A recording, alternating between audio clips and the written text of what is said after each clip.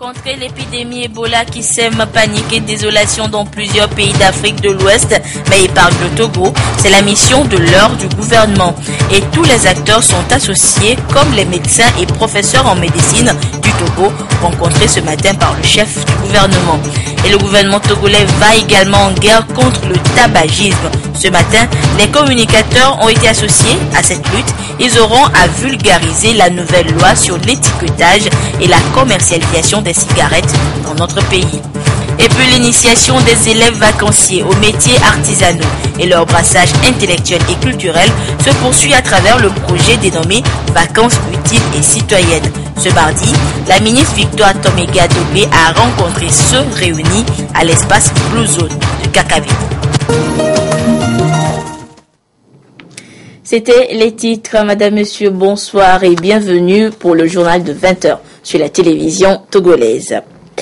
La lutte contre la fièvre hémorragique est devenue la préoccupation de l'heure. Après les responsables du port hier, le chef du gouvernement a tablé ce matin sur l'épidémie Ebola avec les professeurs en médecine et médecins du Togo. Le premier ministre Célia Godji Aoumezounou les a invités à s'impliquer davantage dans la prévention de la maladie qui a déjà fait plus de 1300 victimes en Afrique de l'Ouest. Medina Bacha, Salami. Face à cette menace que constitue la fièvre hémorragique à virus Ebola, le gouvernement togolais intensifie les initiatives visant à prévenir cette maladie ainsi que les dispositifs de prise en charge mis en place. Aujourd'hui, il est question d'évaluer et d'améliorer ces dispositifs pour une meilleure prise en compte des mesures préventives. C'est le but de cette rencontre du chef du gouvernement, Célia Godji Aoumezounou, avec les professeurs en médecine et les médecins du Togo. Et les circonstances sont telles aujourd'hui qu'il est utile que nous puissions échanger avec vous, avoir vos observations et réfléchir ensemble avec vous sur ce que nous pouvons faire pour ce qui peut être considéré aujourd'hui comme une crise et qui, si elle n'est pas bien gérée, risque d'être une catastrophe pour notre sous-région. Je veux parler de la crise de la maladie à virus Ebola. Mais vous, le niveau de responsabilité professionnellement qui est le vôtre, est tel que je pense qu'il est aussi utile que nous puissions échanger un peu sur comment vous voyez la gestion de cette crise, comment vous voyez l'amélioration du dispositif que certains de vos collègues ont mis en place avec nous, comment vous voyez l'éducation que nous faisons en direction de la population et pour être simple, comment est-ce que vous voyez cette gestion sur tous les plans de cette crise jusqu'à ce jour au niveau du gouvernement en relation avec les professionnels qui savent ce dont on parle. Nous avons essayé de mettre en place un dispositif de prévention, d'éducation, mais aussi un dispositif de prise en charge qui doit être encore largement amélioré. Nous le reconnaissons, l'avouons humblement, mais il est lié aussi à une question de moyens, d'abord de l'État, mais aussi de nos partenaires qui essaient de nous accompagner, notamment l'OMS qui jusqu'à ce jour a été toujours présente et tout le secours pour que nous puissions gérer cette crise. Mais je pense que votre présence ce matin permet aussi d'avoir vos observations sur un certain nombre de choses que vous pensez qu'il faut améliorer. Mais aussi l'objectif c'est en même temps de vous appeler aussi à vous impliquer totalement à vos niveaux, différents niveaux de responsabilité. Parce que c'est vous qui finalement gérez cette crise. Nous sommes le gouvernement, nous sommes l'administration, nous pouvons donner les orientations, mais ceux qui doivent prendre les choses en main, ce sont les professionnels, ceux qui savent ce dont on parle, mais qui méritent aussi d'être non seulement protégés, mais couverts, accompagnés, pour que nous puissions réussir ensemble cette gestion de la crise. Les professionnels de la santé ont marqué leur engagement à œuvrer aux côtés du gouvernement pour prévenir cette maladie à travers la mise en œuvre des dispositions pratiques. Il est normal que les enseignants du supérieur, et surtout de la faculté des sciences de la santé, qui sont en quelque sorte bi-appartenants, puisqu'ils sont à l'université et puis aussi dans les hôpitaux, donc puissent prendre en charge les différents mécanismes ou bien les différentes cellules techniques qui sont mises en place par le comité qui s'occupe de la lutte contre la fièvre Ebola. Donc pour que chacun à son niveau s'implique réellement dans ces comités techniques. Et surtout, pour ce qui nous concerne, la faculté des sciences de la santé, c'est de donner une grande information aux étudiants pour que ces étudiants puissent relayer l'information auprès de la population. Et surtout mettre encore l'accent sur l'hygiène. Vous savez que sur les médias, les signes ont été décrits pour cette maladie hautement mortelle. Et donc il faudrait que nos étudiants en général soient au courant, puisque nous en recevons de partout. Il n'y a pas que les autochtones qui s'inscrivent dans ces facultés, mais il y a les étrangers aussi qui sont là.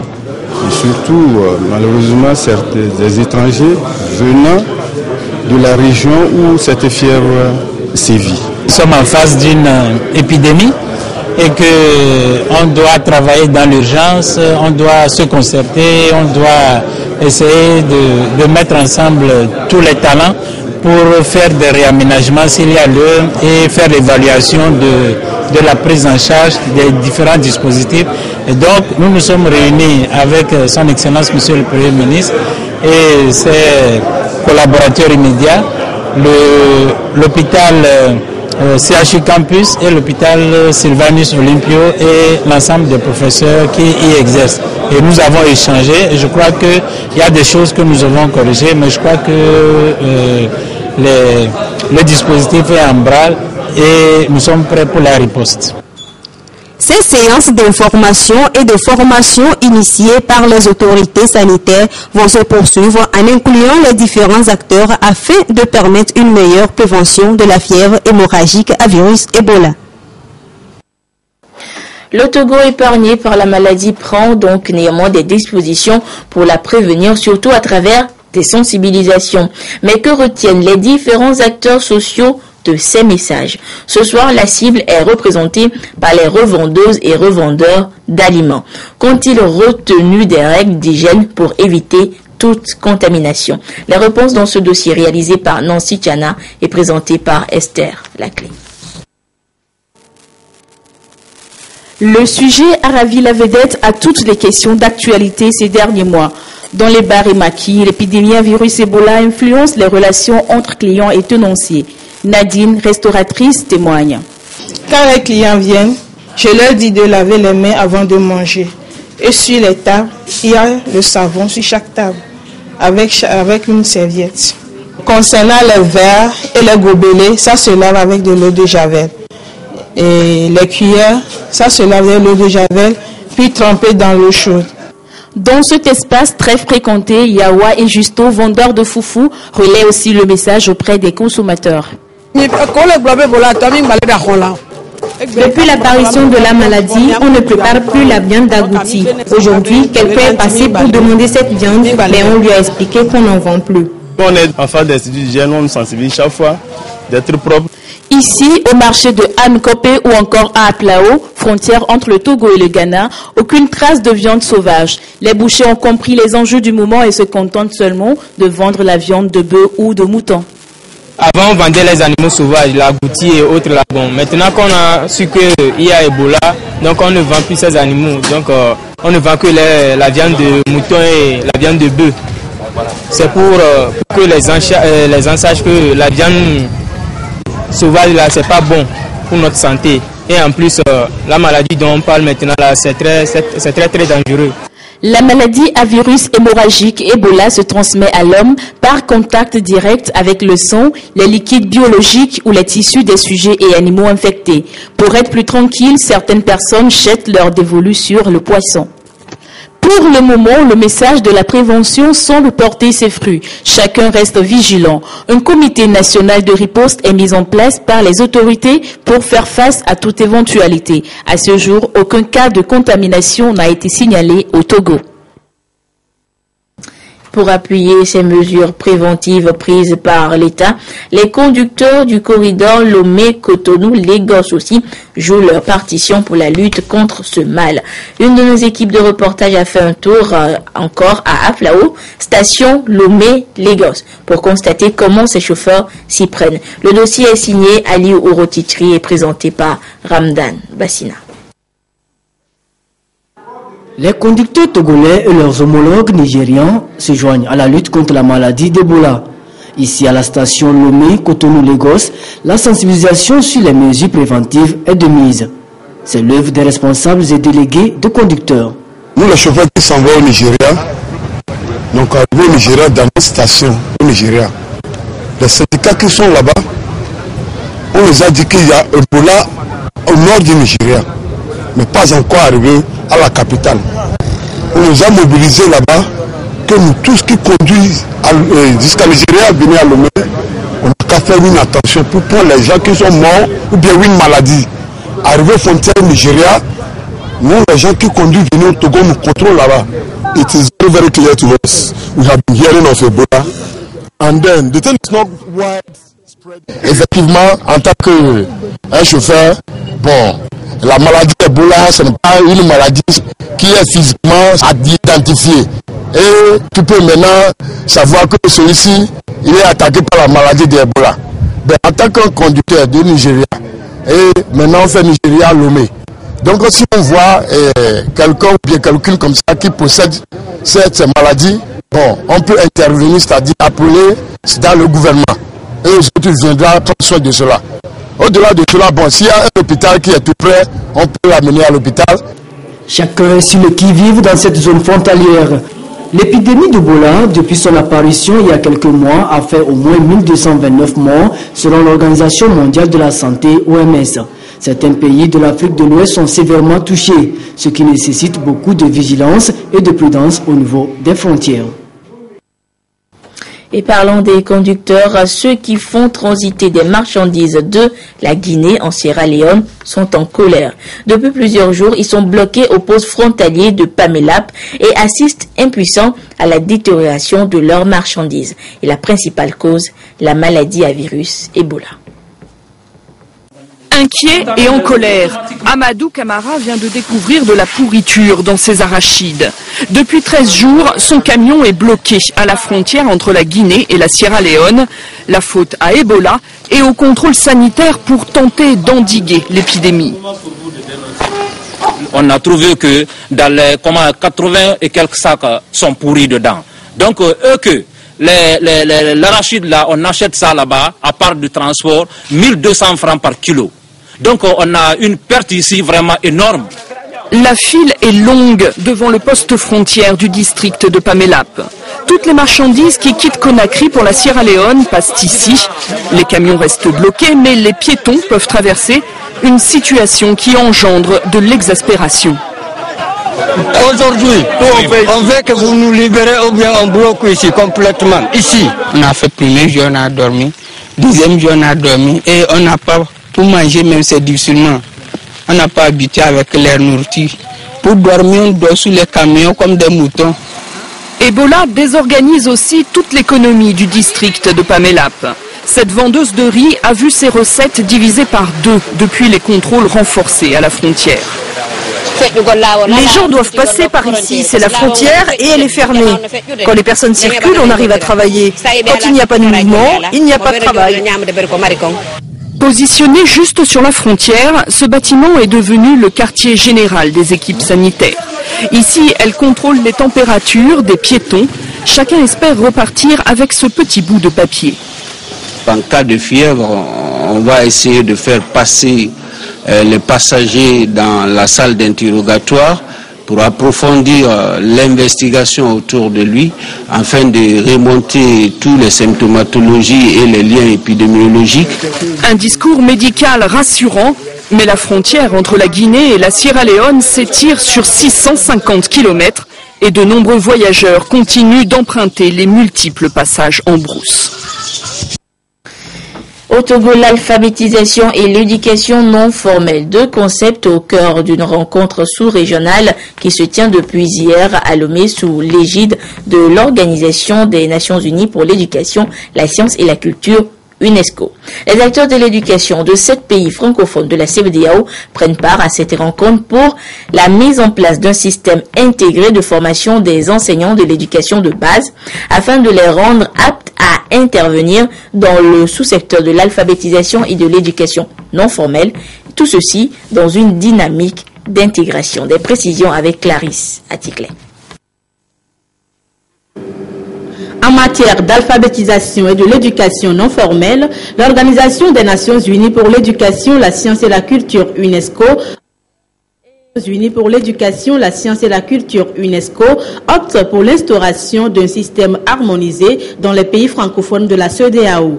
Ces pays, 7 au total, dont le Togo, sont en conclave à Lomé pour partir de l'expérience du Togo et du Sénégal, très avancée dans une dynamique de rendre beaucoup plus performant le sous-secteur de l'alphabétisation et de l'éducation non formelle. Le Togo a travaillé par exemple sur la construction d'un tout un paquet constitué d'un guide de planification de la formation des enseignants du non formel, mais également les modules essentiels. Et aujourd'hui, le Togo a un module qui lui permet, un manuel qui lui permet aujourd'hui de pouvoir dire sans se tromper au niveau technique, voilà les contenus sur lesquels nos enseignants devraient être formés. Au Sénégal également, ils ont travaillé en optant carrément pour un système d'éducation. Ça veut dire que l'enseignant qui sort des institutions de formation des enseignants est déjà outillé à la base pour tenir soit une classe d'éducation pré-primaire, plus connue sous le préscolaire, soit une classe de l'élémentaire ou une classe d'alphabétisation. C'est selon justement les besoins du système.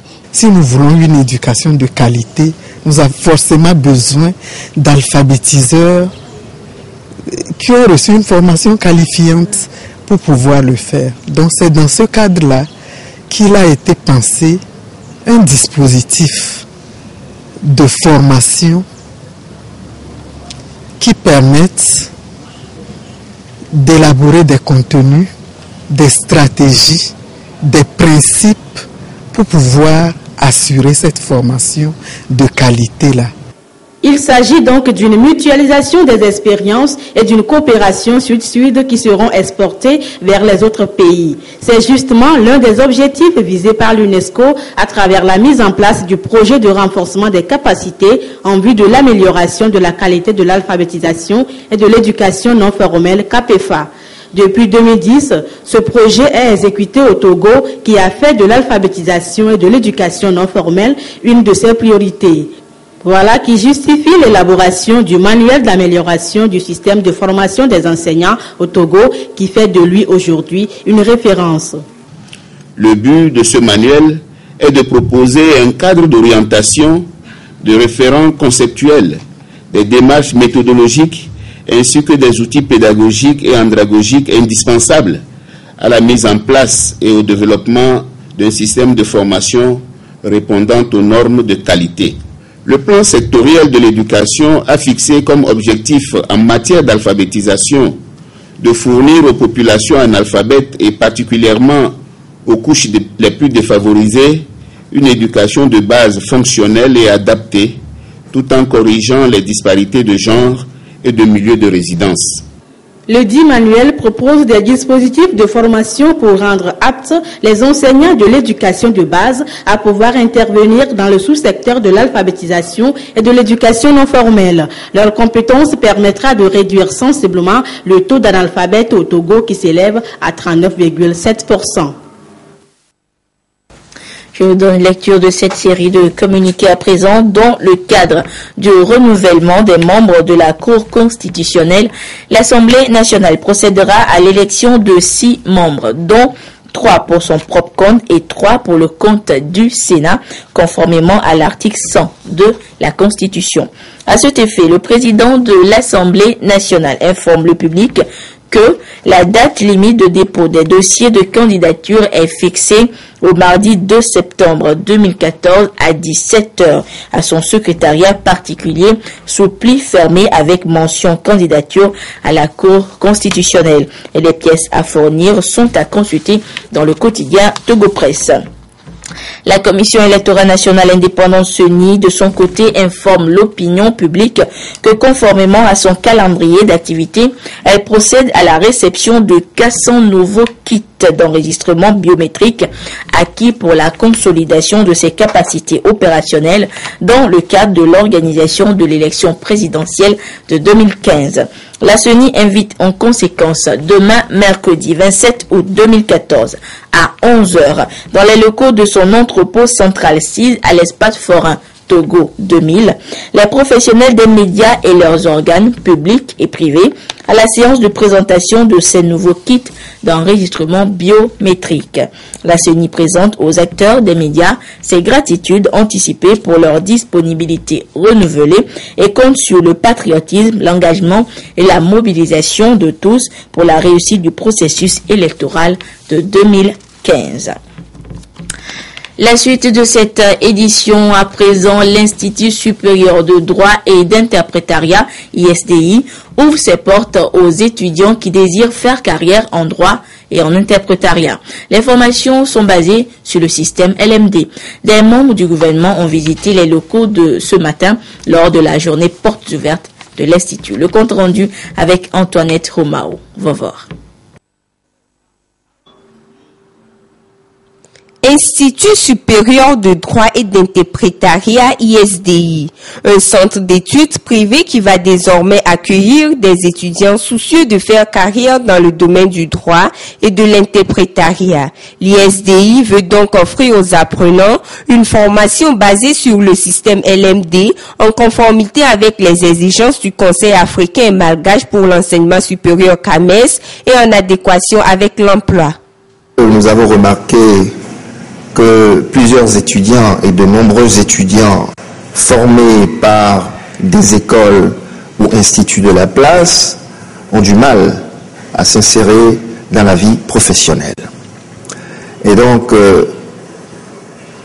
nous avons aujourd'hui opté à ISDI non seulement former les étudiants, mais tourner notre enseignement sur des enseignements qui débouchent strictement sur la vie professionnelle. C'est pour ça que nous avons initié des masters professionnels, droit des assurances, droit maritime, droit bancaire. Et ensuite, c'est accompagner ces étudiants à s'insérer dans la vie professionnelle. Donc, il y aura une cellule d'orientation et une cellule d'insertion dans la vie professionnelle. Et aujourd'hui, nous sommes dans un pays qui bouge. Il faudrait que nous ayons les compétences nécessaires pour l'interprétariat. C'est la toute première école au Togo qui forme des étudiants en interprétariat et en droit. L'ISDI enregistre déjà des étudiants qui vont bientôt intégrer ces salles de cours aménagées et équipées. Si j'ai choisi ISDI, c'est tout d'abord, je dirais que le cadre il est restreint, le nombre d'élèves par classe, il y aura un bon suivi. Et tout deuxièmement, il y aura le coût de la formation aussi, il est moins par rapport aux autres universités. L'Institut supérieur de droit et d'interprétariat offre un taux d'insertion professionnelle élevé, couplé d'une visibilité auprès des partenaires nationaux et internationaux. Le Conseil national de la jeunesse vient de procéder au lancement de 3 jours de formation au profit des jeunes entrepreneurs. Objectif, leur donner des outils adéquats pouvant les aider à mieux gérer leurs entreprises pour de meilleurs résultats. Et cette formation s'inscrit dans la dynamique de renforcement des capacités des jeunes entrepreneurs exposant à la foire Adjafi. Des précisions avec Gérard Lagoudou et Ramdan Bassina. Le Conseil national de la jeunesse s'active dans sa mission d'assurer une concertation continue et dynamique entre les organisations et mouvements en vue de leur implication dans les projets de développement. Et justement, il organise de concert avec le Fonds d'appui aux initiatives économiques des jeunes FAEJ 3 jours de formation à l'intention de ces jeunes entrepreneurs. Le diagnostic a montré que ce qui constitue les faiblesses dans leur démarche entrepreneuriale, c'est aussi qu'ils ne sont pas toujours capables de mieux organiser leur administration, de mieux gérer sur le plan comptable et financier leur entreprise, ou encore lorsqu'ils ont leurs produits, leurs services, comment communiquer de sorte que la clientèle puisse être intéressée par rapport à ce qu'ils font, ou de définir une stratégie marketing qui leur permette de toucher véritablement leur cible. Ce sont des faiblesses constatées et nous avons voulu à travers cet atelier apporter une certaine réponse à ces questions que ces jeunes entrepreneurs se posent. Plusieurs modules seront à l'agenda de cette session de formation. Il sera donc question de la gestion administrative et comptable, la communication et le marketing. Cet atelier s'inscrit dans la droite ligne de l'organisation de la foire Adjafi.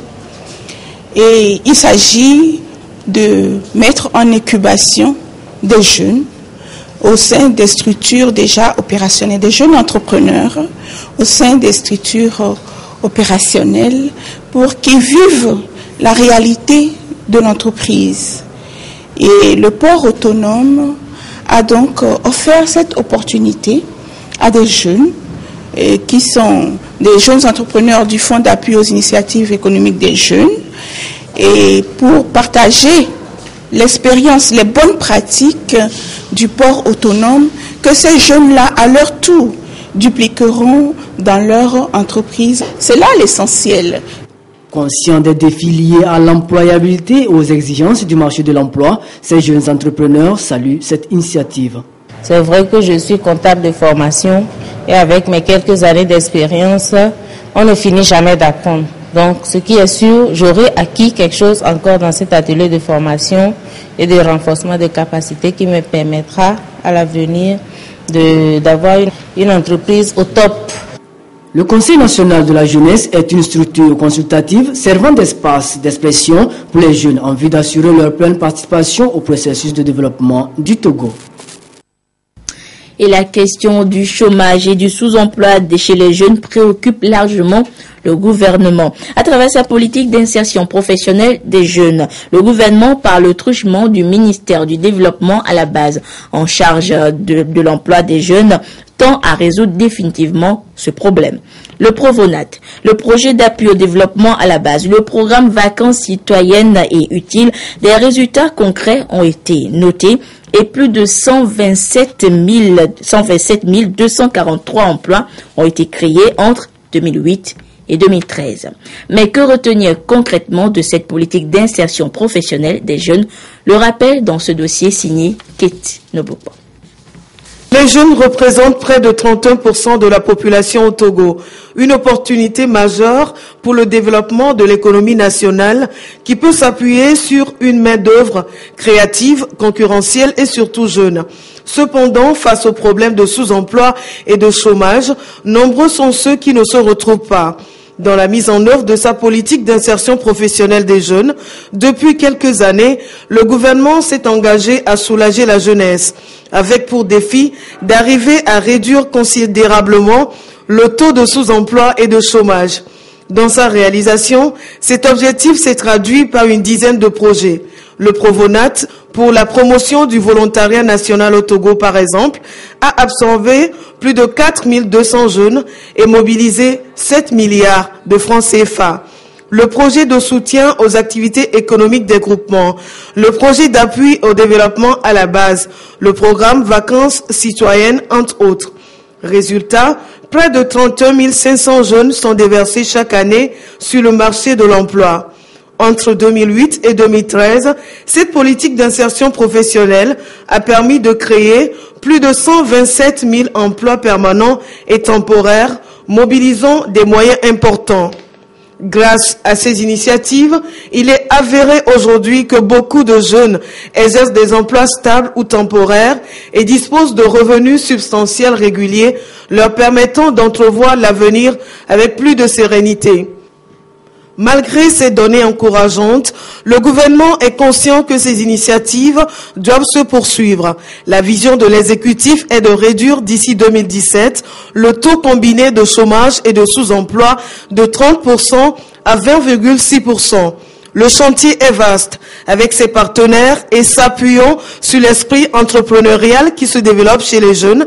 Le gouvernement poursuit donc sa stratégie avec l'espoir qu'en offrant des emplois aux jeunes, c'est le pays tout entier qui en sortira gagnant. Le ministre de la Défense et des anciens combattants communique. Les candidats dont les noms sont à découvrir dans le quotidien Togo Presse sont déclarés admissibles par ordre alphabétique après étude de dossier pour l'entrée en classe de seconde au collège militaire et Yadema CME 2014. Les intéressés sont priés de se présenter au centre hospitalier militaire de garnison le plus proche demain mercredi donc 27 août 2014 pour passer la visite médicale d'aptitude. Tous ceux qui ne seront pas présents avant le mardi 9 septembre 2014 sont considérés comme démissionnaires. Le ministre de l'Enseignement technique, de la formation professionnelle et de l'industrie, celui du commerce et de la promotion du secteur privé et celui de l'environnement et des ressources forestières communiquent. Le gouvernement rappelle aux producteurs et importateurs de sachets et emballages plastiques que conformément au décret numéro 2011/003/PR du 5 janvier 2011, la production, l'importation, la distribution et la commercialisation des sachets et emballages plastiques non biodégradables sont interdites au Togo. Il est inadmissible que certains industriels et commerçants continuent à ce jour de produire et vendre ces sachets et emballages non biodégradables. À titre exceptionnel, il est accordé un dernier délai supplémentaire de 2 mois aux acteurs du domaine pour se conformer. Le gouvernement a acquis des appareils détecteurs de biodégradabilité pour effectuer des contrôles de conformité. Les forces de sécurité et les inspecteurs assermentés sont instruits pour prendre systématiquement le contrôle à compter du 1er novembre 2014. Tous les contrevenants s'exposent à la rigueur de la loi avec les saisies, les amendes comprises entre 5 et 10 millions de francs CFA et les peines d'emprisonnement allant de 2 mois à 2 ans. Et pour finir cette édition, en bref, cette année encore, le ministère en charge de la jeunesse et de l'emploi des jeunes a organisé au profit de la jeunesse des vacances utiles et citoyennes. 150 jeunes y ont pris part volontairement et gratuitement. Et c'est par ce projet, le gouvernement tend à inculquer à cette jeunesse la notion de créativité et l'inviter ainsi à acquérir les b.a.-ba de l'entrepreneuriat. Et ce mardi, la ministre en charge de la jeunesse et certains membres du gouvernement ont rendu visite ce matin à des jeunes et de formateurs au centre aéré de la Blue Zone à Kakaveli. Nous reviendrons plus en détail sur cette information dans nos prochaines éditions.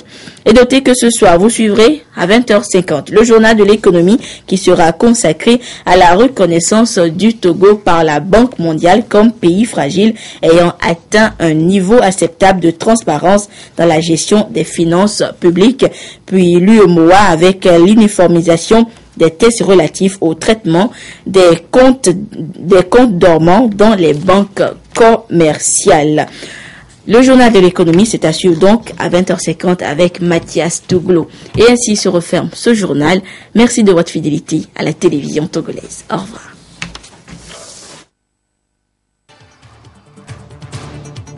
Contrer l'épidémie Ebola qui sème panique et désolation dans plusieurs pays d'Afrique de l'Ouest, mais épargne le Togo, c'est la mission de l'heure du gouvernement. Et tous les acteurs sont associés, comme les médecins et professeurs en médecine du Togo, rencontrés ce matin par le chef du gouvernement.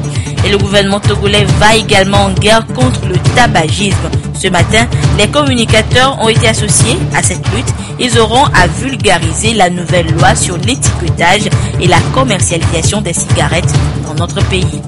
Et puis l'initiation des élèves vacanciers aux métiers artisanaux et leur brassage intellectuel et culturel se poursuit à travers le projet dénommé Vacances utiles et citoyennes. Ce mardi, la ministre Victoire Toméga Dobé a rencontré ceux réunis à l'espace Blue Zone de Kakaveli.